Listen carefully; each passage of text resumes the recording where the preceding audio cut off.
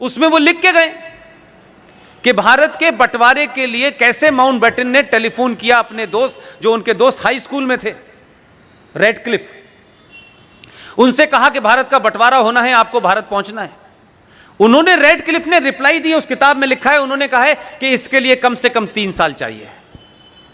Mountbatten ने कहा समय कम है, 3 महीने से ज्यादा नहीं दे सकते, तुम्हें आना है किसी कीमत पे। उनकी हाई स्कूल की दोस्ती की कीमत चुकाने के लिए वो भारत आए, दिल्ली से कहीं गए नहीं।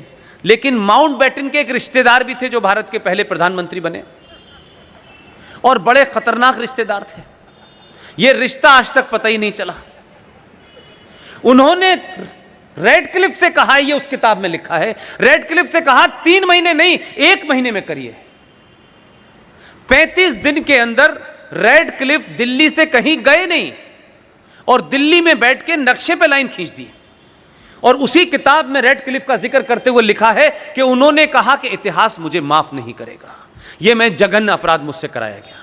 और 14 अगस्त से पहले भारत चले गए। और जब भारत का झंडा फहराया जा रहा था, उस वक्त भारत का बॉर्डर भी डिमार्केट नहीं किया गया था, बाउंड्री पता ही नहीं थी।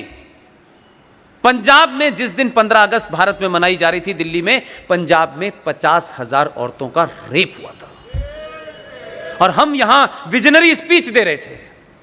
बंगाल में लाशें ढूंढ रही थी माएं और बहनें अपने बच्चों की। हमें इस झूठ के साथ आजादी मिली है और उसी झूठ के साथ हम चल रहे हैं।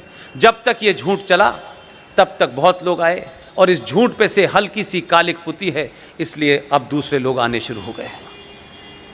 ऐसे ही एक किताब है, उस किताब का नाम है one life is not enough. ये हिंदुस्तानी ने लिखी है, 24 कैरेट के हिंदुस्तानी ने लिखी है, राजस्थान के रहने वाले हैं। जवाहरलाल नेहरू जब प्राइम मिनिस्टर थे तो उनके ऑफिस में काम करते थे। इंदिरा गांधी थी तो भारत के फॉरेन मिनिस्टर बने, पाकिस्तान में भारत के हाई कमिश्नर बने। जीवित हैं, बड़े महान और मस्त आदमी हैं। उस किताब में लिखा हुआ है कि ये डिबेट के रेफरेंस में मैं कह रहा हूं, इसलिए वो किताब मैंने ढूंढी, क्योंकि मुझे कोई रेफरेंस देना था, तो मुझे कोई ऐसी घटना निकालनी थी कि ये वाकई में कभी हुई है या नहीं हुई है। भारत में एक लोक नायक के नाम से एक साहब मशहूर हुए, जिन्हें जयप्रकाश नारायण कहते हैं। उन्होंने किस सरकार के खिलाफ मूवमेंट चलाया ये विषय नहीं है, लेकिन एक जन आंदोलन बड़ा खड़ा किया आजाद भारत के बाद। सत्ता का परिवर्तन हुआ, यह भी मेरा विषय नहीं है। जब उनकी मृत्यु हुई तो भारत की पार्लियामेंट के अंदर कुछ लोगों ने यह सवाल उठाया कि उनको श्रद्धांजलि देनी चाहिए, he was a great guy, बहुत बड़े आदमी थे। यकायक माउंटबेटन के रिश्तेदारों में से सब खड़े हो गए कि यह कैसे हो सकता है, वो तो पार्लियामेंट के सदस्य नहीं थे। यह बात आप सोचिए 79 से मेरे दिमाग में है। मैं उस वक्त हाई स्कूल में था और मुझे जवाब अभी 6 महीने पहले मिला। एक किताब मैंने खरीद के रखी 2 साल पहले, खरीद के रख ली, पढ़ता नहीं था मैं, लेकिन ये कुछ ऊपर वाले की देन है, सही समय पे मुझे वो मिल गई। मैं अपने साथी ओम यादव जी जो बनारस से आए हैं, ग्रेजुएट हैं, मेरे साथ, मेरा पूरे साथ रहते हैं 24 घंटे, सब छोड़ दिया है उन्होंने। मैं उनको कुछ देता लेता नहीं हूँ, वो सिर्फ वॉलंटरी मेरे साथ पिछले 2 साल से हैं। पूरे मेरे प्रोग्राम की कथा चिट्ठा रखते हैं, कहाँ जाना है, कैसे जाना है, चिंता करते हैं, युवा हैं। मैं उनके साथ बैठा था, मैं प्लेन में था, तो मैंने वो किताब निकाली और पढ़ना शुरू किया। आप यकीन मानिए, आपको लगेगा कि मैं कोई, और आप जानते हैं मेरी बैकग्राउंड ऐसी नहीं है, मैंने जीवन में बहुत कम पूजा की है। मुझे जैसे ही मैंने उस किताब को पढ़ना शुरू किया, मुझे 5 मिनट के बाद वो बात मिल गई जो 79 से मेरे दिमाग में थी, उसका तोड़ मिला। और उस किताब के one life is not enough, written by Kunwar Natwar Singh. Natwar Singh ने उस किताब के पेज नंबर 42 पे तीसरे पैराग्राफ में लिखा है, और कमाल की बात लिखी उन्होंने। उसमें एक रेफरेंस के लिए एक बात इस्तेमाल कर रहा हूं। उन्होंने कहा, तीसरे पैरे की शुरुआत है, Jawaharlal Nehru fall in love with Edwina Mountbatten. तो मैंने कहा इसमें कौन सी बड़ी बात है, इसमें तो बहुत उदारवादी थे, तो इसमें क्या है, ये तो होता रहता है, ये कोई विषय थोड़े नहीं है, ये कोई राष्ट्रीय समस्या थोड़े नहीं है। लेकिन आगे की बात उसमें महत्वपूर्ण थी।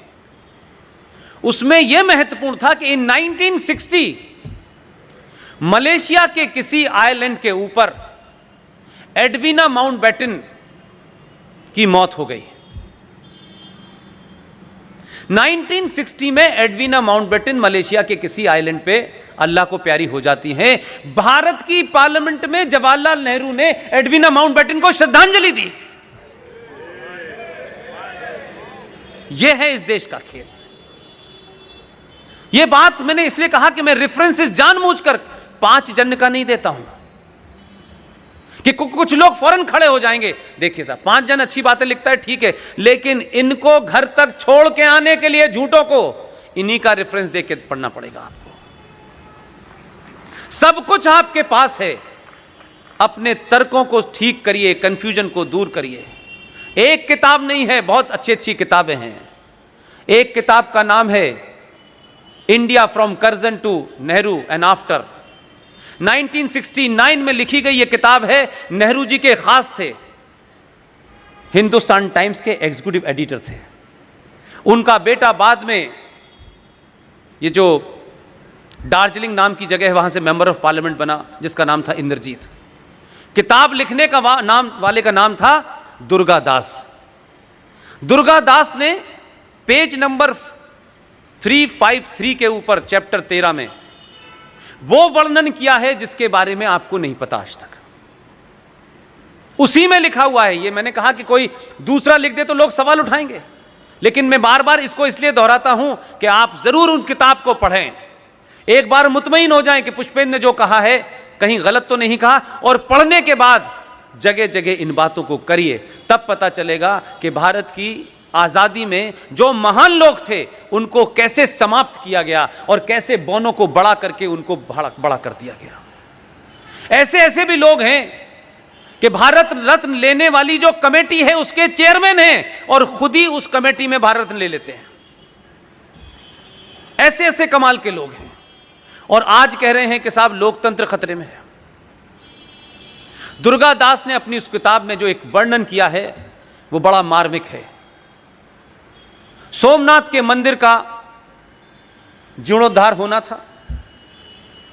वहां के मंदिर के लोगों ने डॉक्टर राजेंद्र प्रसाद को बुलावा दिया। डॉक्टर राजेंद्र प्रसाद ने सार्वजनिक तौर पे कहा कि मैं सोमनाथ का मंदिर है जिसको सरकार बनाने जा रही है अपने पैसे से, उस मंदिर के इनॉग्रेशन में मैं जाऊंगा। लेकिन प्रधानमंत्री तो वो तो एक्सीडेंटल हिंदू थे, तो उनको शर्म आई, तो उनको इस बात की नाराजगी थी कि डॉक्टर राजेंद्र प्रसाद उस समारोह में न जाए।